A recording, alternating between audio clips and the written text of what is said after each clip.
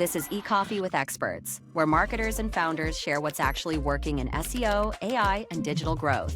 Grab your coffee and fuel your mind as we chat with top minds about their wins, struggles, and lessons you won't find in a blog post. Brought to you by Digital Web Solutions, we bring real talk to help you grow your business, one episode at a time. Let's get started. Hey, hi everyone. Welcome to your show, eCoffee with Experts. This is your host, Ranmay here. And today we have Brent Bowen, who is the owner at Sparkcade Marketing with us. Hey, Brent, how's it going? I'm doing well, Ranmay. Thanks for having me. Lovely.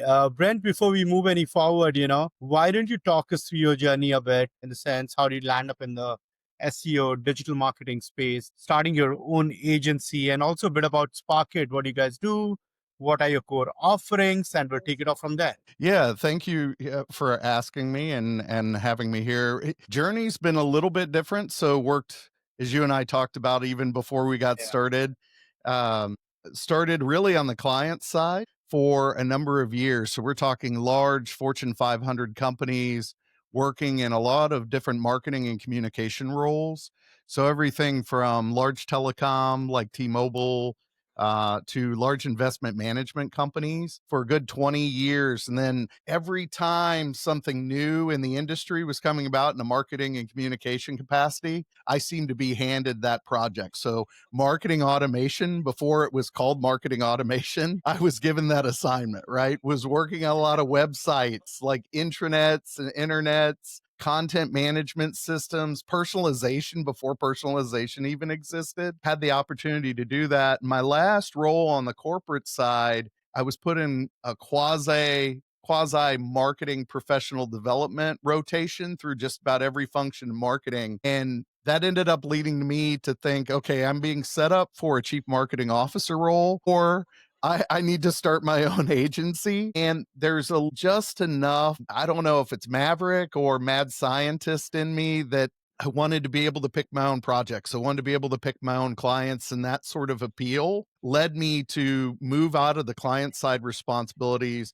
and start working with others and forming Sparkcade Marketing in late 2016. And largely because of that financial services background, I was initially working with a lot of financial services clients, and it was just me. But as we've grown over the years, we're still very boutique. I like to keep things small. We're a bit of an unagency. We still behave almost like we're on the client side. There's any point in time, there's 6 to 8 of us around, and I really want to keep it that size because we really like to kind of provide bespoke, not cookie cutter solutions for our clients. We want to make sure that we're right sizing and fitting those things for our clients. But that's kind of where it led us. My journey into the agency side was going client, still having that client feel, but really wanting to be able to pick the projects that we're working on, the people we work with. Absolutely. And you did mention, that you have been on both sides of the table. You have been on the corporate side of things, handling digital. Now you have your own agency. So what do you think are the different challenges when you are on the corporate side of the things and now when you have your own agency, and which one you seem to be enjoying a bit more versus the other? Well, they each has its puts and takes. So each has its positives and then its challenges. Right. Working on and what's interesting about this, and I just had this conversation yesterday too, you'll find this interesting, is even as an agency owner, and this speaks to some of the challenges as an agency owner, is I often will say we're the agency who will fire ourselves. And that means oftentimes that it's been a job well done, or there's something that's holding us back from helping us to be as successful as we can be in helping you. And I think we'll provide a solution that will be a better way for you as a client. So for instance, there's a client that we're working with where we're providing a lot of SEO training right now. And we've had some discussions around us being the SEO provider. And ultimately we decided long term, that would not be in their best interest. Based on who they are and what they do, because they have a digital web service offering themselves, I really advocated for, you need to fire us. You need to let us go. And we need to maybe help you find somebody internally that's going to know your business, know your customer journey, be able to work side by side in the facility with you to deliver solutions, whether it's your development team, whether it's your content folks, whether it's your customer service or client facing individuals. being able to provide the responses there. They need somebody there real time, just in time. And a lot of times the benefit to distill that, the benefit of being client side is that information and access, where the benefit of being on the agency side is being just enough detached that you're able to provide solutions without being so emotionally invested in it that it gets you crossways in your thinking. And I think that's really the benefit of each side is sometimes that access can be too much to information, too much of the heart and emotions when you're on the client side. And if things don't go your way, but if you're on the agency, you're sitting there saying, I did the best. I presented the information the best I could. I delivered the insights I could, delivered the execution the best I could. And ultimately, there's a little bit of that detachment that still doesn't have you pull. You're not losing a sleep as much at night because something didn't go right that you didn't see, right? So that's kind of the positive and negative of each of those environments, if you will. Lovely. And you really stress upon storytelling first. Right? Sparkcade, like you position yourself as a storytelling first agency. How does that philosophy, give you an edge in a marketing world dominated by performance metrics? Yeah, so we've already talked about some performance type activities, right? As we've been talking about SEO, we've been talking about, you and I before we hopped on talked a little bit about PPC and paid activities. The benefit and the reason why we still look at Sparkcade as a storytelling agency first is really about being as comprehensive as we possibly can be to the consumer journey in seeing the client experience all the way from top of funnel. So actually, I was working and updating, refreshing a piece about how important top of funnel still is in the consumer journey when you're thinking about demand generation, right? And when you approach everything from a story or a narrative, there has to be that journey. If you're a good storyteller, you have to think about where do we start? What's the middle? What's the inciting it before we even get to the middle of the story? What's the inciting incident? Right? What is the middle? What's the conversion? And then nirvana for all of us, if we're thinking about a traditional marketing funnel, is advocacy. How do we win fans and get these fans to tell our story? Right. And Yeah. even in this world of marketing, which has become highly specialized, like, so you and I were chatting about, I also run a marketing professional development podcast called Cultivated Marketer. And we'll occasionally have recruiters on to talk about the world of marketing and hiring and marketing and what that looks like. And even though the world of marketing has become so specialized, it's become much more science, it's become much more analytical. If we approach everything from a story first perspective, it allows us to think more strategically. It allows us to think and put ourselves in the shoes of not just our client, but our client's client. And that's why I will never, even if we get more analytical, even if we get more scientific, I will never move our positioning from that because it's a great point of view because we're working with people, right? It's to think in that context about thinking in people and people think in stories. Absolutely. And you mentioned about podcast, which is a really good, personal branding or, overall branding for your agency as well, if you're doing it as a business owner. So how do you think podcast can be a good marketing channel for your business? Plus, how can it be used as a lead gen as well? Yeah, so you couple different thoughts there is you have personal branding and then you also think about lead gen and then we also think about it from a conversion standpoint, right? Yeah. So a lot of times when we think about podcasting and I actually one of the things I want to focus on specifically about podcasting is about the future of podcasting. There's a lot of narrative out there right now about podcasting, particularly audio.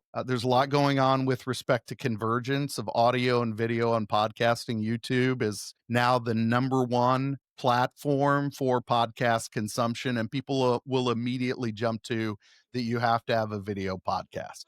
And if you go out and look at Edison Research, who is really they're the premier research provider for podcast research and looking at trends in podcast research. If you were to believe all the clickbait headlines, you would think audio podcasting is dying. It is not. There is a significant point of convergence that's going on, but there's still a great number of benefits that are there in audio podcasting. One being portability, right? It's over 70% of podcasts are listened to here, at least here in the States during a commute. So whether that's in an automobile or on a train, if you're on a train, that's one thing. You can watch YouTube.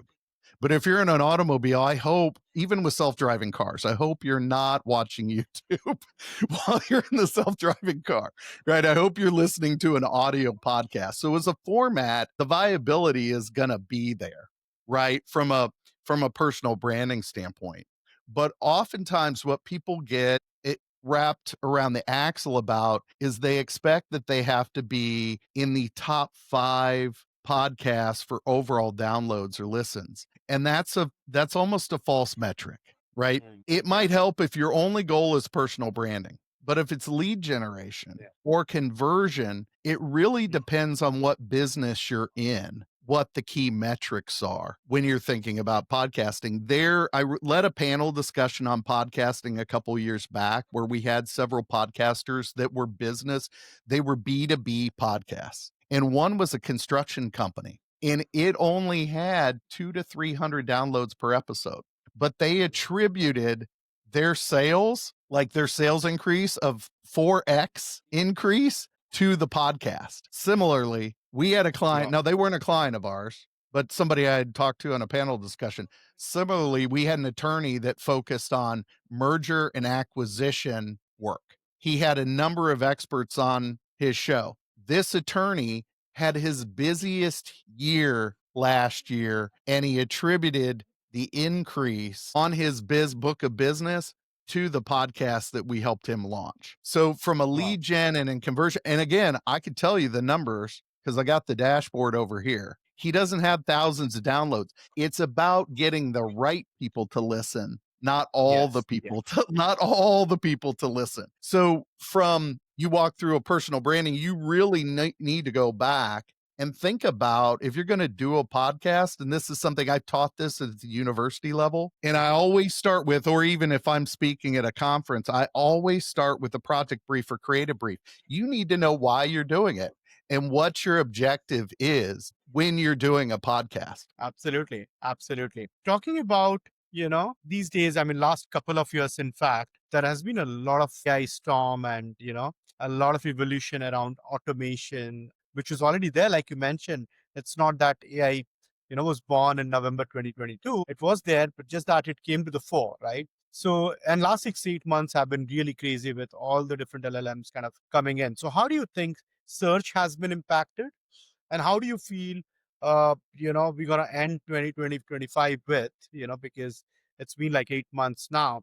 And with all of that is happening, how do you think we're going to move forward in 2025? And also, how do you think it is kind of reshaping search environment altogether? Yeah, so search is really in an interesting place. And we were just talking about podcasting and video and the notion of, and didn't put that in the context of search at all. But what's transpiring in the world of search are you're seeing new sources and citations as we're thinking about moving from, I was actually had coffee this morning with a longtime friend and PR practitioner. She's a leader in PR. And you think at top of funnel, and she and I were even talking about mentions, even without a direct backlink being important for branding as we move from traditional search results to AI search, AI SEO, or GEO, as we're moving from those things. Those mentions are starting to become more important. You're starting to see new sources that are being cited. So as we were thinking about social media, for instance, I was just sharing with my team how Instagram is now receiving more citations. And there was always a symbiotic relationship between social media and search, but it's increased now. If you look at GEO, you're starting to see, if you go across the full universe, and this varies from industry to industry, but if you go across the full universe of GEO, the last study I saw, the top cited source was Reddit, and next was Wikipedia. Right? And then the other thing we just talked about was podcasting and video. If you look at traditional search and you look at SERP feature results, 80% of the full universe of key phrases that are out there, nearly 80% are serving up video to coincide with that. That's why the Annenberg, so we had a couple colleagues and I had a conversation on Cultivated Marketer with Fred Cook. He was the former head of Golan and is now the head of USC Annenberg. And they just came out with this Mind the Gap study, and they talked to PR practitioners. And I've never seen PR practitioners talk so much about SEO than I have in the last couple weeks. And it's because they've seen this study, and they've seen by 2030, two of the top venues for them to think about from a viability standpoint are going to be continue to be social media, because you're looking at this democratization of news, right? And then podcasting is their second most important venue that they're going to be paying attention to. And a lot of this is really about visibility. And if you, being a longtime SEO practitioner, right? Really, SEO is about a question asked, a question answered. You've been asking me questions. I've been answering them to the best of my ability, right? And so that's what GEO is going to be serving up, is we're asking it questions and we want an answer to those questions. And if you thought human first, this goes even back to your first question. What are your first question about? Storytelling. If you're thinking about humanity and you're thinking about, and that's the other implication, you got to think about the way humans ask questions. And if you're thinking about that relationship and providing answers in that way, we're going to see some interesting convergence around social, audio, video, and then results, what I'll call answer results, whether that's from Google, because, I think it was Gartner said by 2028, Google and the LLMs, I don't know if we're going to take the field or we're going to pick one LLM, but Google and the LLMs by 2028 will have about the same amount of search traffic, right? And so we're going to see some interesting convergence around and changes in sourcing and citation and how that works. Lovely, Brent. There has been some great insights that you have shared today, and I'd really like to thank you for your time for doing this session with us. But before we wrap this up, I would like to play a quick rapid fire. I hope you're game for it. Yeah, I'm game. For sure. All right. Your celebrity crush. Oh my goodness. My celebrity crush. That's interesting. So I'm a big American football fan. And so it's not going to be a crush in the truest sense, but it would be Barry Sanders, who used to play for the Detroit Lions. All right. Nice. So lovely, Brent. This was a great conversation. Thank you so much for taking out time to do this podcast with us. Really appreciate it, man. Cheers. Cheers to you, Ranmay. I really appreciated the time and the conversation. You have a great one.